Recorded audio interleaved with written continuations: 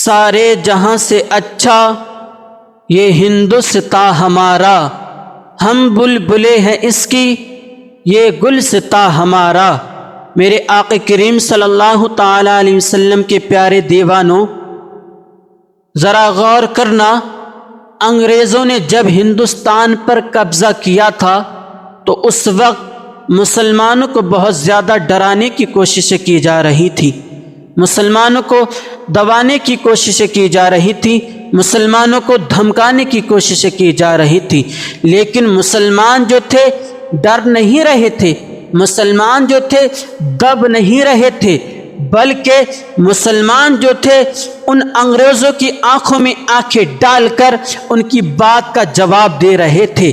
مسلمانوں نے اس دیش کی آزادی کے لیے بہت بڑی بڑی قربانیاں پیش کی ہیں، مسلمانوں نے اس دیش کی آزادی کے لیے بہت کچھ کھویا ہے، اپنے عزیزوں کو کھویا ہے، اپنی خون جگر کی قربانیاں پیش کی ہیں، تب کہیں جا کر آج ہم ہندوستان کے اندر سکون کی سانس جی پا رہے ہیں، سکون کی سانس لے پا رہے ہیں۔ پیارے، یاد رکھنا، آج بھی دہلی کے انڈیا گیٹ پر 76,000 سے زیادہ مسلمانوں کے نام لکھے ہوئے ہیں، آج بھی 76,000 سے زیادہ مسلمانوں کے نام اس انڈیا گیٹ پر موجود ہیں۔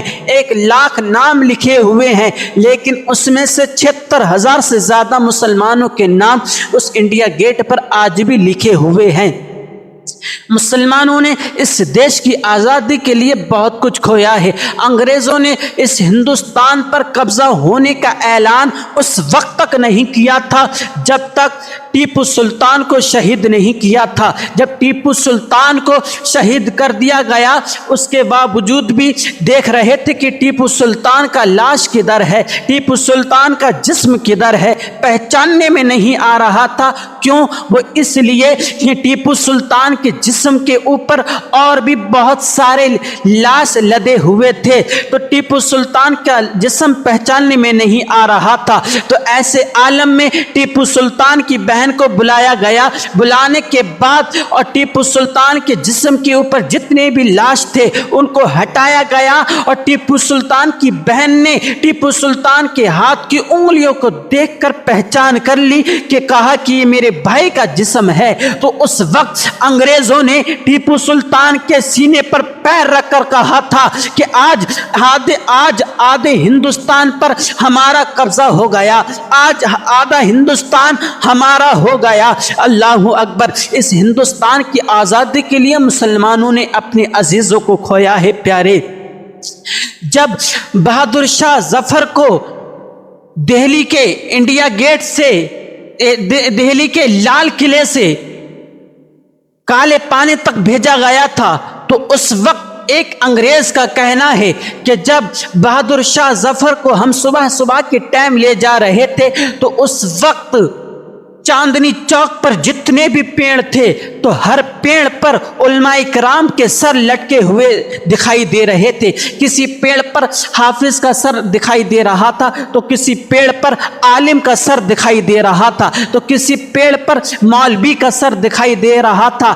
ہر پیڑ پر، ہر پیڑ کی ہر ڈالی پر ہر علماء کرام کے سر لٹکے ہوئے دکھائی دے رہے تھے۔ اس انگریز کا کہنا ہے اسی کے برابر میں ایک ندی ہے، ندی کے برابر میں ایک کھولتا ہوا ایک تیل تھا، اس تیل میں ہزاروں کی تعداد میں علماء کرام کو ڈالا جا رہا تھا، ہزاروں کی تعداد میں علماء کرام کے جسم کو کھولایا جا رہا تھا۔ اللہ اکبر! اس دیش کی آزادی کے لیے بہت کچھ کھویا ہے۔ کہتے ہیں کہ مسلمانوں نے کیا کیا ہے اس دیش کے لیے۔ اللہ اکبر! اللہ اکبر! اس دیش کی آزادی کے لیے جب علامہ فضل حق خیر آبادی نے پہلا فتویٰ دیا تھا جہاد کا، تو اس وقت آپ دہلی کی جامع مسجد میں تقریر کرتے تھے، تو اس وقت غیر مسلم گھروں سے نکل کر کہا کرتے تھے کہ ہم دیکھنا چاہتے ہیں اس مجاہدین کو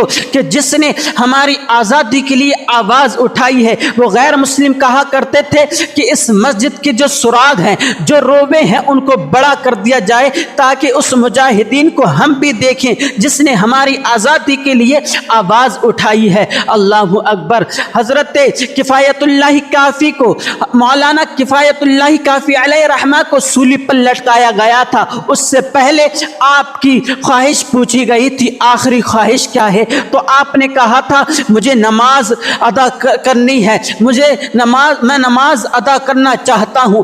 آپ نے 2 رکعت نماز ادا کی اور پھر کہا انگریزوں نے کیا آپ کو موت کا ڈر تھا کہ اتنی جلدی آپ نے نماز ادا کر لی؟ تو آپ نے کہا، مولانا کفایت اللہ کافی نے کہا، اے لوگو، مجھے موت کا ڈر نہیں تھا، میں نے نماز اس لیے مختصر کر دی کہیں تم یہ نہ کہنے لگ جاؤ کہ کافی نے موت کے چکر میں، موت کے ڈر کے خوف سے نماز طویل کر دی تھی۔ اللہ اکبر۔ اس لیے میں نے نماز کو مختصر کیا تھا۔ اور حضرت کفایت اللہ کافی نے کہا تھا، اے ظالمو، ذرا یاد رکھنا، کوئی گل باقی رہے گا نہ چمن رہ جائے گا، پر رسول اللہ کا دین حسر رہ جائے گا۔ اطلس و کم خواب کی پوشاک پر نازا نہ ہو، اس تنے بے جان پر خاکی کفن رہ جائے گا۔ جو پڑے گا صاحب لولاک پر دل سے درود، آگ سے محفوظ اس کا تن بدن رہ جائے گا اور سب فنا ہو جائیں گے۔ کافی بولے لیکن حشر تک نعت حضرت کا زبانوں پر سخن رہ جائے گا۔ مسلمانوں نے اس دیش کی آزادی کے لیے اپنی جانوں کی قربانیاں پیش کی ہیں۔ اس ہندوستان کی آزادی کے لیے اپنوں کو کھویا ہے مسلمانوں نے۔ میرے آقا کریم صلی اللہ تعالیٰ علیہ وسلم کے پیارے دیوانوں، آؤ میں اپنی بات کی طرف کو لوٹتا ہوں۔ جب مسلمانوں کو ڈرایا جا رہا تھا، دھمکایا جا رہا تھا، تو مسلم قوم جو تھی نہ ڈر رہی تھی نہ دب رہی تھی۔ اس وقت انگریز سوچ رہے تھے ایسا کیا کیا جائے مسلم قوم ڈرے بھی اور دبے بھی، اور مسلم قوم جو ہے کمزور پڑ جائے۔ تو انگریز نے اس وقت 2 گروہ کو خریدا۔ اس میں سے ایک گروہ وہ تھا جس کی لمبی لمبی بڑی بڑی داڑھی تھی اور جبہ دستار پہنے ہوا تھا۔ وہ گروہ کیا کرتا ہے؟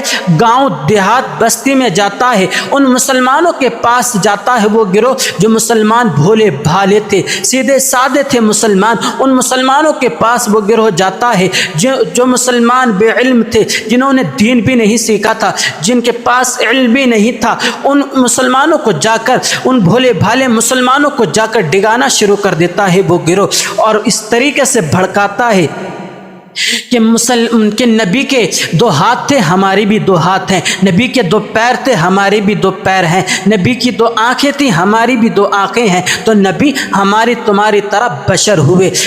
نبی نے شادی کی، ہم نے بھی شادی کی ہے، نبی نے بچے کیے، ہم بھی بچے کرتے ہیں، تو نبی ہماری تمہاری طرح بشر ہوئے۔ ہاں، نبی کا احترام ہم اپنے بڑے بھائی کی طرح کریں، ہم اپنے بڑے بھائی کی طرح نبی کا احترام کریں، لیکن نبی جو ہے ہماری تمہاری طرح بشر ہیں۔ اس طریقے سے بھڑکانا شروع کر دیا اس گروہ نے مسلم قوم کو، مسلمان قوم کو ڈگانا شروع کر دیا۔ اور ایک گروہ وہ تھا جس نے گورنمنٹ اسکول کھولے اور اس گورنمنٹ اسکول میں 300 روپے وظیفہ رکھا۔ اب کیا ہوا؟ 300 روپے جب وظیفہ رکھا گیا تو جس کے 3 بچے تھے اس کو 900 روپے ملا کرتے تھے، تو لالچ میں مسلم قوم نے اپنے بچے گورنمنٹ اسکول میں بھیجنا شروع کر دیے، مدرسے سے ہٹا کر اسکول میں بھیجنا شروع کر دیے۔ اب کیا ہوا؟ علم دین سے بچہ ہٹا، مدرسے سے الگ ہوا، علم دین سے الگ کر دیا گیا۔ اب جس بچے کو علم دین سے الگ کر دیا گیا ہو، جس مسلم قوم کو مدرسے سے الگ کر دیا گیا ہو، اس کو وہ مسلم قوم کیا جانے گی کہ نبی کی عظمت کیا ہے، نبی کی شان کیا ہے؟ وہ بچہ کیا جانے گا کہ صحابہ کرام کی عظمت کیا ہے؟ وہ مسلم قوم کیا جانے کی کہ علماء کرام کی عظمت کیا ہے، عالم دین کی شان کیا ہے؟ وہ قوم کیا جانے گی جس کو علم دین سے الگ کر دیا گیا ہو کہ نبی کی عظمت، نبی کی شان کیا ہے؟ تو اسی طریقے سے مسلم قوم کو علم دین سے الگ کر دیا گیا، اور پھر ایک تیسرا دماغ انگریز نے اپنا اس طریقے سے چلایا کہ ٹی بی کی شکل میں مسلم قوم کے گھر میں شیطان رکھ دیا۔ اب کیا ہوا، جب وہ ٹی بی گھر میں آ گئی، وہ شیطان گھر میں آ گیا، تو پورا دن مسلم قوم ٹی بی دیکھنے میں مصروف تھی، بزی تھی، پورا دن ٹی بی دیکھنے میں گزار دیا کرتی تھی۔ مسلم قوم جو تھی، مسلم قوم پورا دن ٹی بی دیکھ کر اپنا دن گزار رہی تھی۔ مسلم قوم کے بچے ٹی بی دیکھ رہے تھے، مسلم مائیں بہن ٹی بی دیکھ کر پورا دن گزار رہی تھی۔ اب وہ جو قوم، جس قوم کو علم دین سے الگ کر دیا گیا ہو، جو مسلم قوم ٹی وی دیکھ کر پورا دن گزارتی ہو، اس قوم پر جو ہے مصیبتیں کیوں نہ آئیں گی، اس قوم پر جو ہے پریشانیاں کیوں نہیں آئیں گی۔ آج مسلمان جو ہے پریشان ہے، آج مسلمان اپنی گناہوں کی وجہ سے پریشان ہے۔ اس دور کے بھی مسلمان تھے جب جو مسلمان اپنی بات کے پکے تھے اور ان ظالموں کی آنکھوں میں آنکھیں ڈال کر بات کیا کرتے تھے، لیکن آج کا مسلمان جو ہے ٹی وی دیکھ کر اپنی زندگی کو گزار رہا ہے۔ آج کا مسلمان جو ہے بزدل بن گیا، آج کے مسلمانوں پر ظلم کیے جا رہے ہیں، ظلم و ستم کیے جا رہے ہیں، لیکن آج جو ساری وجہ ہے ہمارے گناہوں کی وجہ ہے، آج جو ہم بھگت رہے ہیں۔